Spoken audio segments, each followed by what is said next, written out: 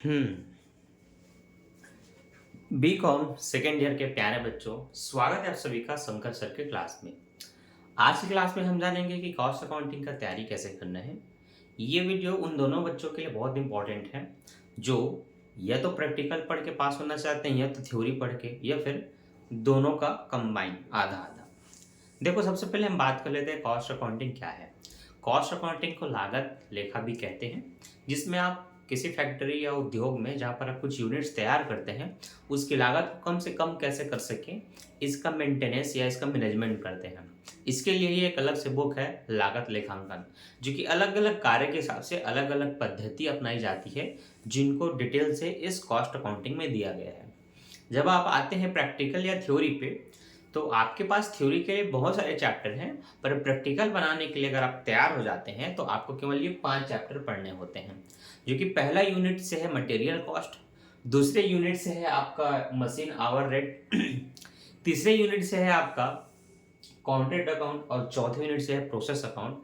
Last है आपका लागत का, ठीक है, जिसमें लागत और ऊपरी व्यय को अगर आप लिखते हैं और उसके प्रैक्टिकल सीखते हैं तो वो आपका यूनिट 5 बन जाता है। अब ऐसे में आप सभी के पास अब बीकॉम सेकेंड ईयर में 3 सब्जेक्ट्स हैं। तीनों में बहुत सारे प्रैक्टिकल का सब्जेक्ट हैं और प्रैक्टिकल फिर थ्योरी के भी सब्जेक्ट हैं, और ऐसे करके आप एक एक का प्रैक्टिकल सीखने जाएंगे तो फिर आपके पास उतने समय नहीं है तीनों प्रैक्टिकल को बनाकर इतना प्रैक्टिस करने का कि फिर एग्ज़ाम में मैं जब चाहूँ तब जिस भी विषय का, जिस भी चैप्टर का, जिस भी क्वेश्चन को उठाऊँ तो बन सके। इतनी प्रैक्टिस आपकी नहीं है और हो भी नहीं सकती इतने कम टाइम में। इसलिए स्टैटिक्स में जैसे मैंने बताया था आपको कि बस ये 2-3 यूनिट्स के स्टैटिक्स के प्रैक्टिकल सीख लो, बाकी थ्योरी पढ़ सकते हो। इसी तरह से कॉस्ट में भी कर लो अगर आपको थोड़ा सा सहूलियत चाहिए अपने एग्ज़ाम को लेकर के, क्योंकि देखो एग्ज़ाम में ना हर कोई हेडेक नहीं चाहता, फ्री माइंड से एग्ज़ाम दिलाना चाहता है, और इसी के लिए ये वीडियो भी बनाया गया है। आप अपने माइंड को रिलैक्स कैसे कर सकते हैं? सबसे पहले तो किसी भी विषय में जो सबसे ईजी प्रैक्टिकल होते हैं वो आपको सीखना चाहिए, क्योंकि उसमें दिमाग बहुत ही कम खपाना होता है। कुछ टाइम दे करके, कुछ प्रैक्टिस करके आप उस यूनिट्स को, मतलब उसके प्रैक्टिकल को सीख सकते हैं।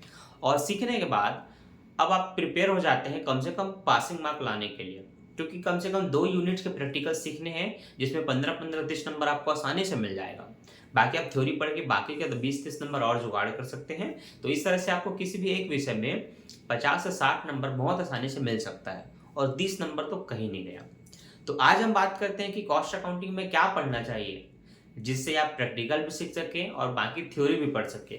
तो देखो, इसमें ना आपका सबसे पहला यूनिट है मटेरियल कॉस्ट का। इस मटेरियल कॉस्ट में हम क्या क्या सीखते हैं?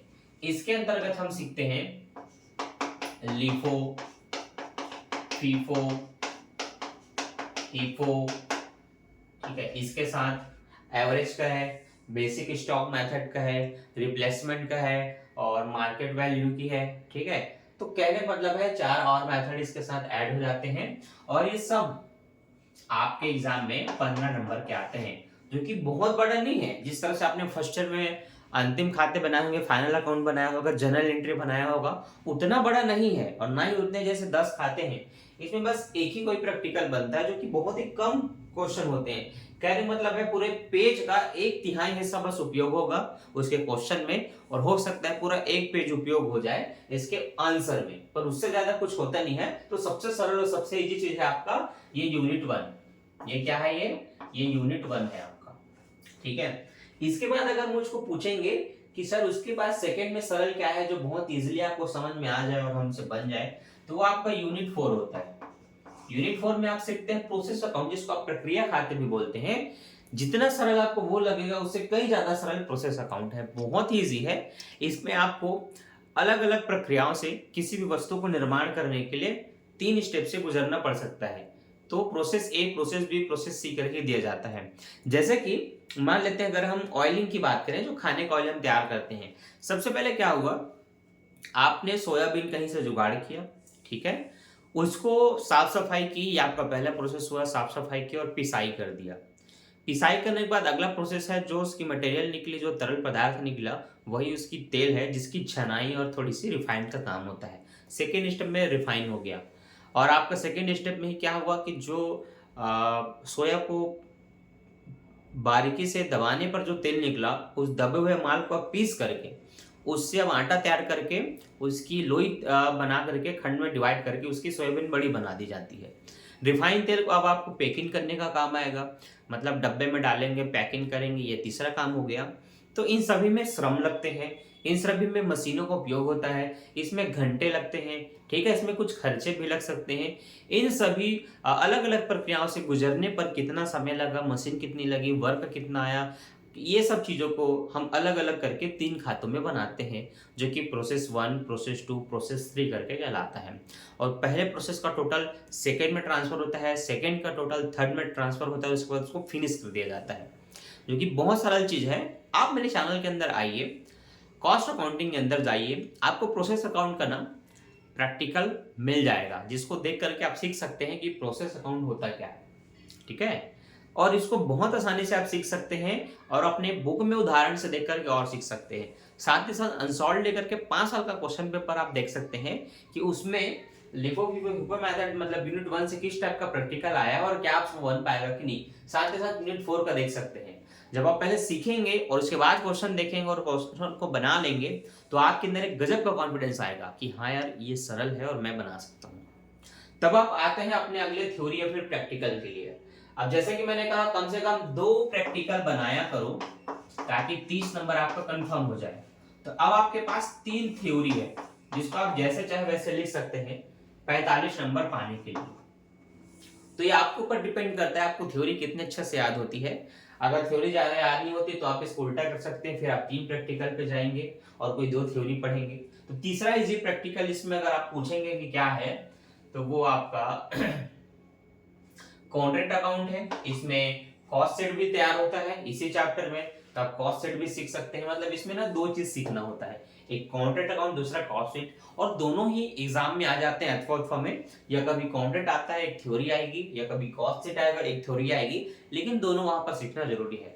तो आप कॉन्ट्रैक्ट भी सीख सकते हैं, कॉस्ट भी सीख सकते हैं, बहुत सरल चीज है, पर काम ज्यादा है, पॉइंट्स बहुत ज्यादा होते हैं इसमें, बिल्कुल अंतिम खाते की तरह वो भी बनता है, पर आप कितने सारे पॉइंट और संयोजन मिलते हैं, ये भी बिल्कुल उसी की तरह है। लेकिन हाँ, आप इसको सीख सकते हैं, उतना कठिन नहीं है।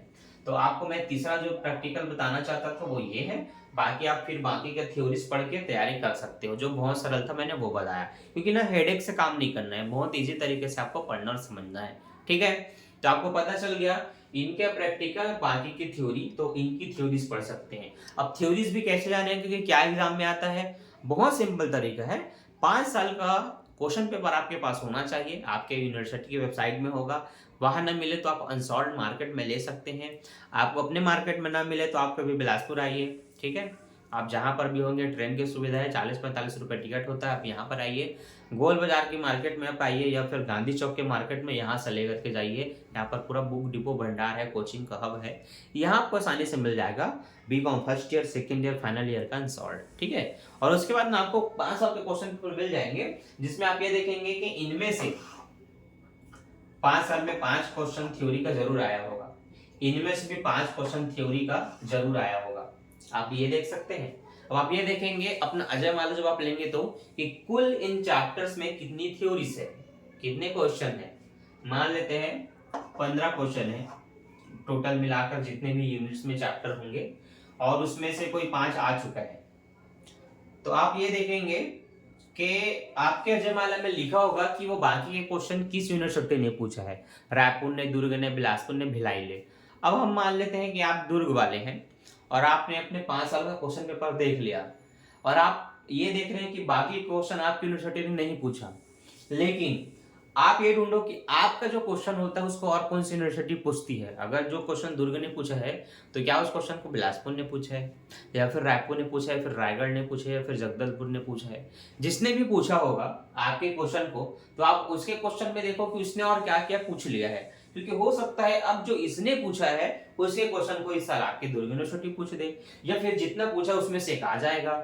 ये कुछ कॉमन सेंस होता है, क्वेश्चन को ढूंढने का एक तरीका होता है, जिससे आप घर बैठे बहुत आसानी से क्वेश्चन छांट करके इजीली तैयारी कर सकते हैं।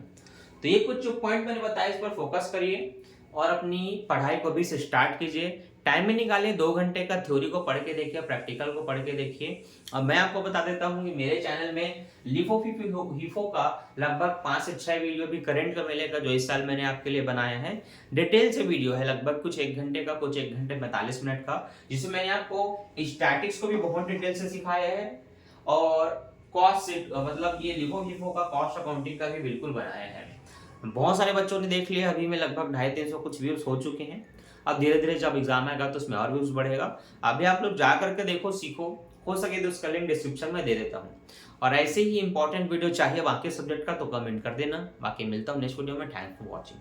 कोई भी डाउट हो तो कमेंट कर सकते हो। Bye bye.